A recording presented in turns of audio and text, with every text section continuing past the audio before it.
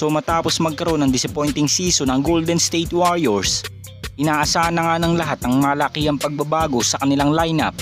at may tsansa nga ang Warriors na gamitin ang iilan nilang mga players sa trade upang makakuha nga sila ng mga bagong players na alam nating makakatulong sa kanila next season. As of now, si CP3 at Klay Thompson pa lamang ang pinagkakagulan ng ibang NBA teams at talagang interesado sila sa availability ng dalawang player na ito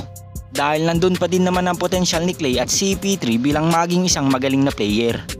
Ganun pa man kung na-disappoint nga ang mga fans dahil sa matagal na recovery ni CP3 sa kanyang injury at sa hindi naman malilimutang performance ni Klay Thompson laban sa Sacramento Kings. Nakapagbigay pa rin naman silang dalawa ng impact sa team ng Golden State Warriors at nakita nga natin itong mid-season nang gumawa ng adjustment si Steve Kerr sa kanilang lineup. Silang dalawa nga ang bumuhat sa second unit ng Dubs at mas complement nga laruan ni Klay kapag kasama niya si CP3 sa loob ng court dahil mas malaya nga siya ditong nakakagawa ng sarili niyang puntos at mas hindi nga siya pressure sa mga nagagawa niyang pagkakamali sa loob ng court. Kaya naman nananatili ang kumpiyansa ni Klay Thompson sa kanyang performance. Well, sa status nga ni Klay at CP3 sa Warriors, marami na nga mga fans ang gusto silang i-trade sa ibang team dahil ang iba't ibang rason nga nila ay malas nga daw si CP3 sa Warriors at ang iba naman ay laos na nga daw si Klay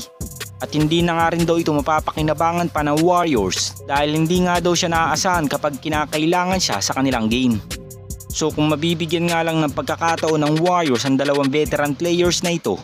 sobrang laki pa nga rin na maitutulong ni CP3 at Klay Thompson sa second unit ng Warriors dahil bukod sa kanilang performance, mas na-mentor nga nila ang kanilang mga batang players at kung talagang hindi na makasabay si Klay sa laruan ni Steph at Draymond Green, mas mabuting ang ilipat na lamang si Klay sa bench at ang pinakamagandang plano nga ng Dubs sa dalawang player na ito ay pangunahan nila ang second unit dahil mas nagiging balanse nga ang performance ng Dubs kapag may mga veteran players na namamahala sa second unit lineup. At dahil inaasahan ng hindi papayag ang Warriors sa naging trade proposal ni Zach Buckley patungkol kay Jimmy Butler, sa ngayon nga ang pinakamagandang offer ng Miami Heat para maging fair naman sa Warriors ay magsama nga sila ng isa kay Thomas Bryant or Kevin Love. So bukod kay Jimmy Butler, ang dalawang player na ito ay parehas na big man at ito talaga malaking kulang sa team ng Golden State Warriors dahil masyado na nga na-expose ang small ball lineup sa season ito at mas nakaka-counter na nga ng ibang team ang mga ganitong offensive plan na alam nating big man din talaga ang kahinaan ng ganitong lineup.